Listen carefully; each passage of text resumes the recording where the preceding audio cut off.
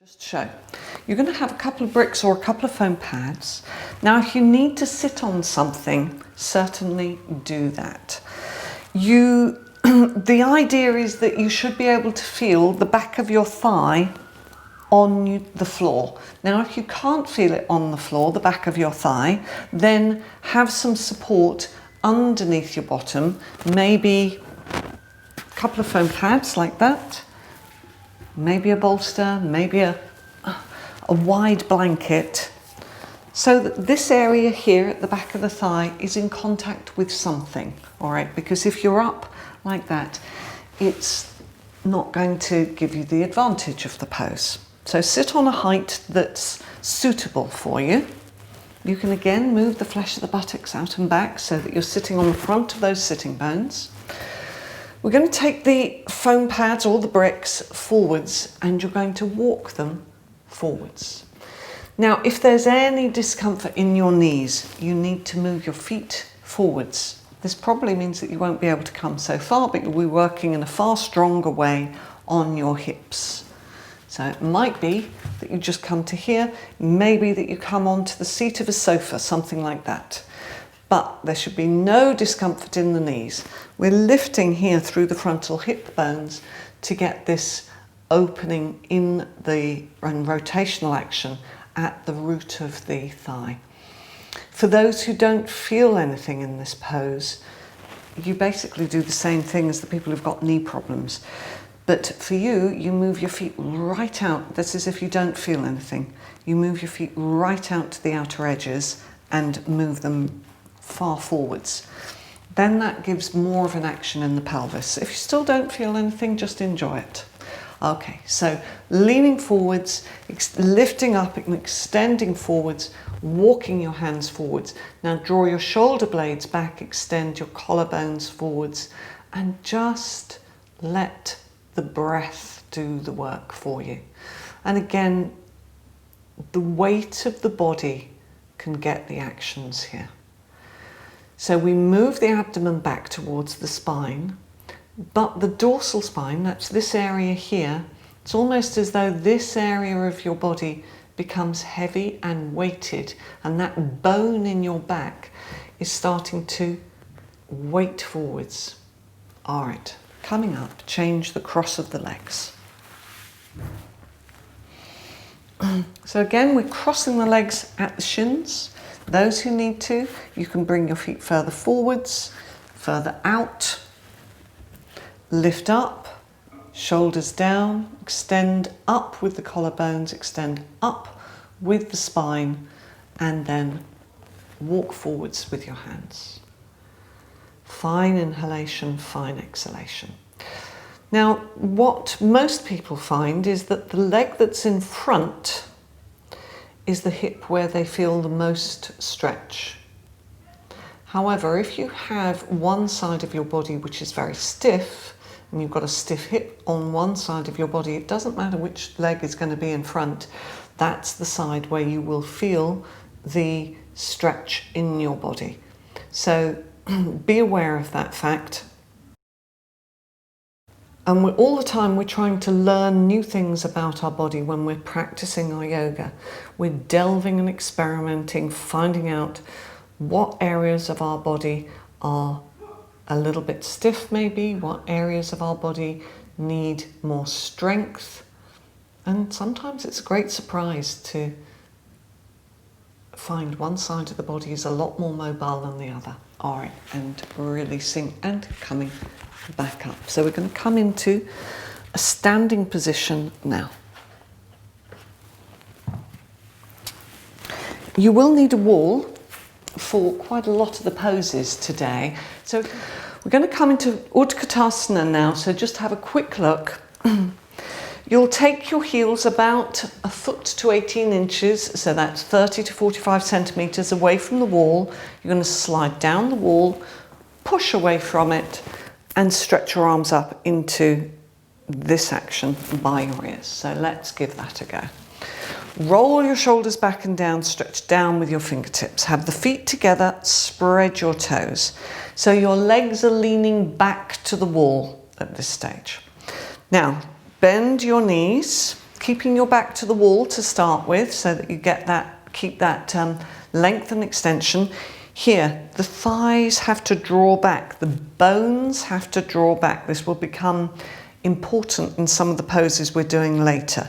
This crease has to draw back. Keep that as you push away from the wall. Draw these thigh bones back, move that crease back.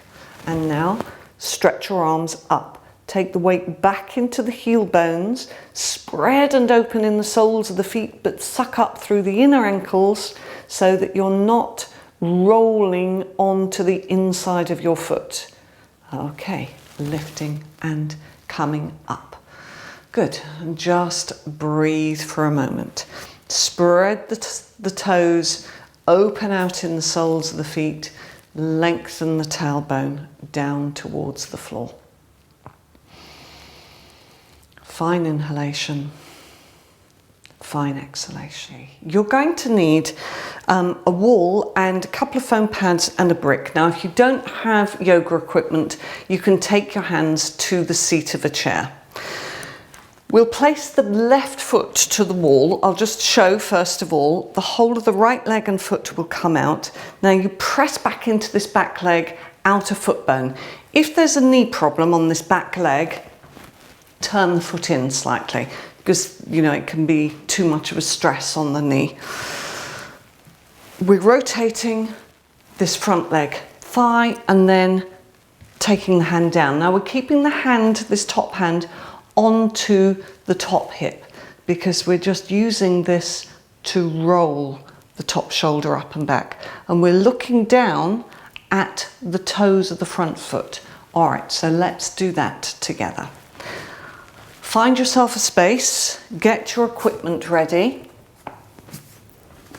So you might need to have higher support than that. You can always put more foam pads underneath or indeed use the seat of the chair.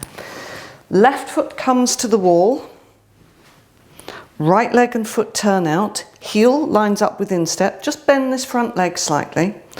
Activate the front leg thigh so you can see we're rotating, we're turning, we're turning, we're turning, and then we're straightening so we're not snapping into the back of that knee.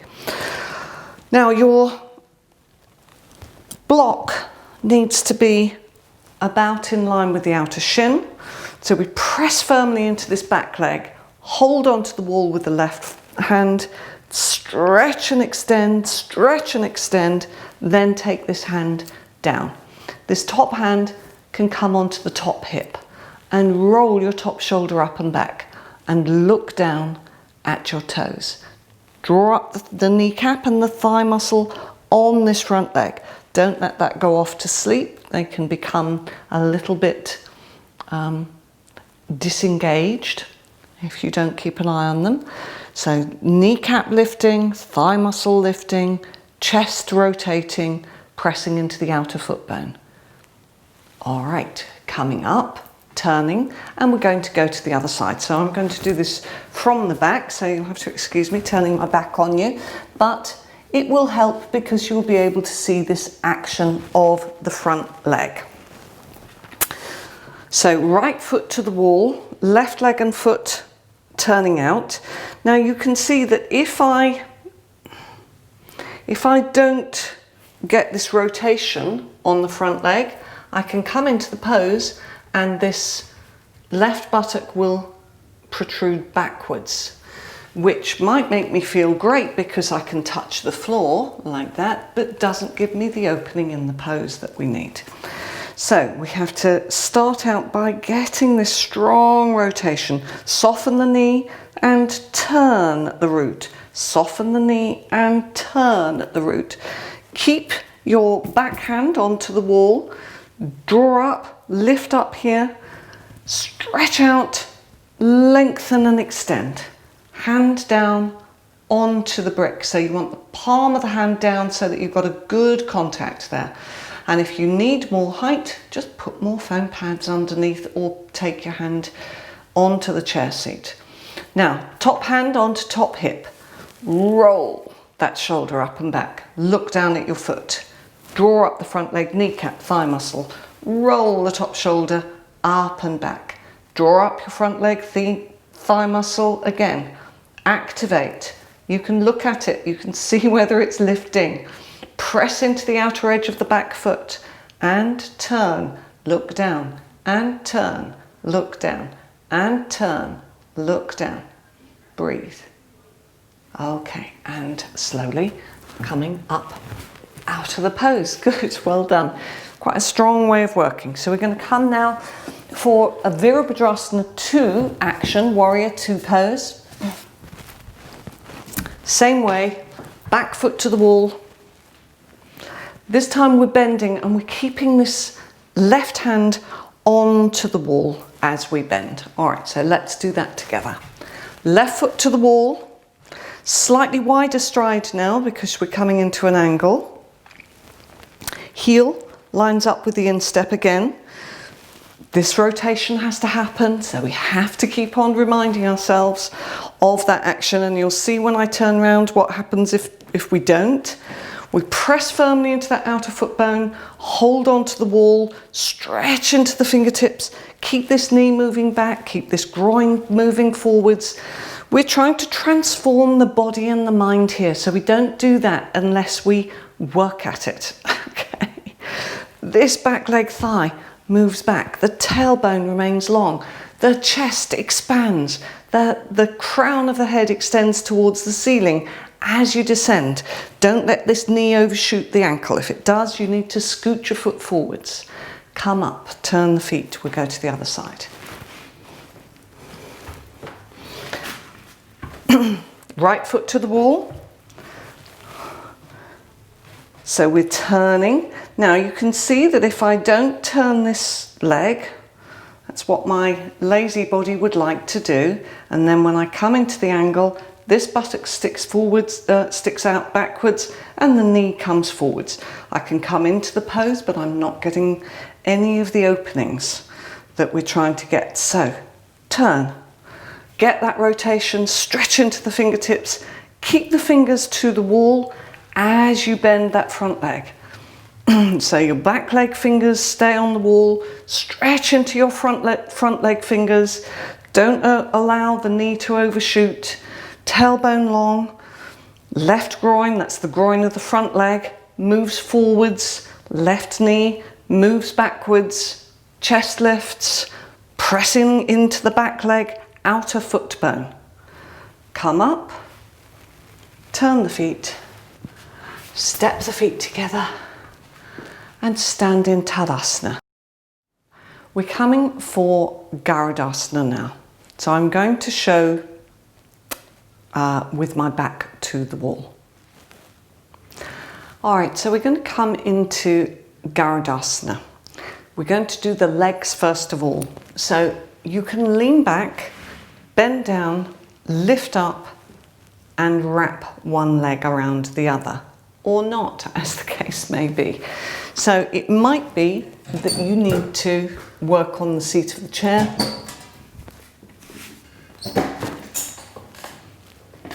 Like that. It might be that you're just to here, which is okay. We have to work to where we can go to. And those with knee problems,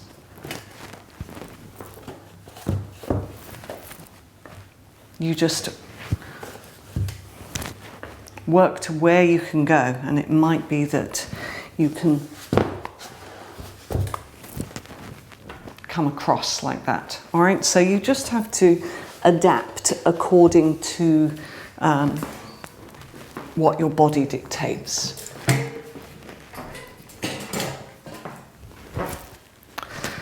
So heels about 18 inches, 45 centimeters away from the wall. We did this earlier in our Utkatasana. Slowly come down, lift your right leg up.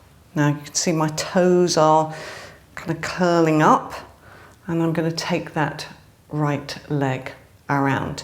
So once we've done that, then we're going to incorporate the arms like that. Okay, so let's just see how we get on.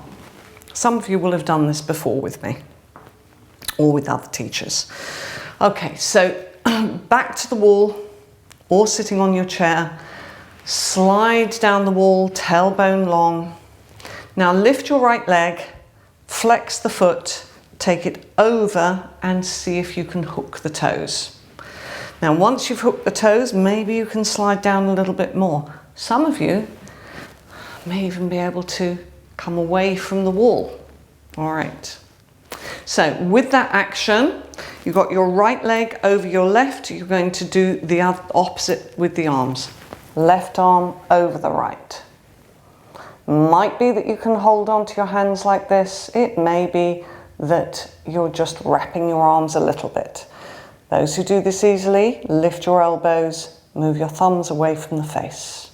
Release, release, and release the legs. Okay, other side. Okay, left leg. Leaning back to the wall, sliding down, roll your shoulders back and down, and you lift your left leg up. Now don't twist your knees around when you're doing this. So it might be that you only get to here. You might be able to get your foot to this level, but we're squeezing our hips, not twisting our knees. But it may be that some of you will be able to wrap. Now if you're leaning back to the wall, you can stay leaning back to the wall, it's not a problem. Grip in the outer hips, draw these thigh bones back, arms up. So you've got your left leg wrapped over, so it will be your right arm. So the more you can wrap, the more action that you get here. And then lift the elbows, move the thumbs away, those of you who are catching. Might be that you're here, it might be that you're here, but pull so that you get some opening in the back of that shoulder joint there. All right, release the hands, release the legs, slide up and coming up. The Setu action. I'm just going to show how that's going to work. You're going to take a bolster. Now you can do this to the wall. If you've got a wall with a skirting board, nice to take the feet up onto the skirting board. If you haven't, then you can have a couple of foam pads. If you don't have any equipment, you can make a false bolster up by using 4 foam pads. You know, you would do that kind of action and maybe a blanket over the top of that to make a bolster shape, and then you could put your feet to the wall. Here I'm using the foam pads. So you're going to slide back so that the shoulders come down onto the floor, the arms come down, you stretch the heels out to your wall or to your foam pads and you roll these shoulders under. So don't just lie back on this support, you have to coil over it and use it to get the opening in the chest. All right, so let's do that together. Sit on your support, whether that's a bolster or 4 foam pads in the shape of a bolster. If you're near to the wall, that's fine. You may have to adjust this support that you're lying on so that you come to the right distance. Now start out a little bit too close to your feet, because you're going to push back so that you coil over your support. So this bolster, these flatter bolsters, they'll be good for some people. Some people may find them a little too low, so you can always put an extra bit of height, either have a blanket on top or a couple of foam pads underneath this bolster if you find that you're not getting enough opening in your chest.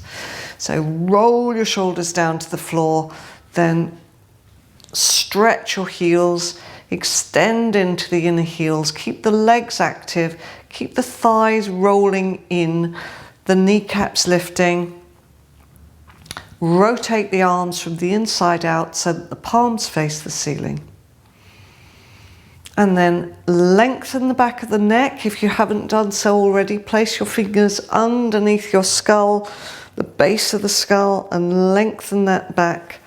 And then let the arms come down either side of your body, palms facing the ceiling, and breathe. Okay, so just let yourself steady and settle in this Setubandha action. It's quite a nice relaxing way to work. So let your breath steady and settle. Fine inhalation, fine exhalation through the nasal passages.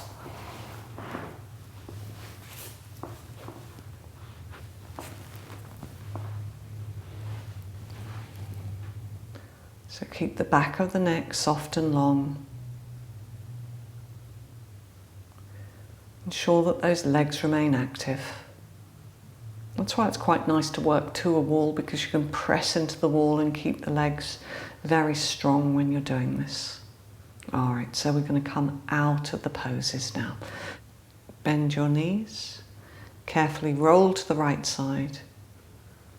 Bring yourselves into a seated position. Keep the chest lifted, the head bowed down.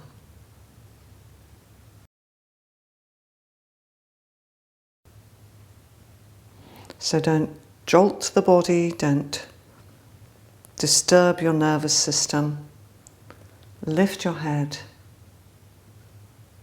Keep the gaze of the eyes towards the floor and gently lift your eyelids. So thank you very much for joining me today. I do hope you enjoyed the sequence as much as I enjoyed teaching it. And I look forward to seeing you again next time. Namaste.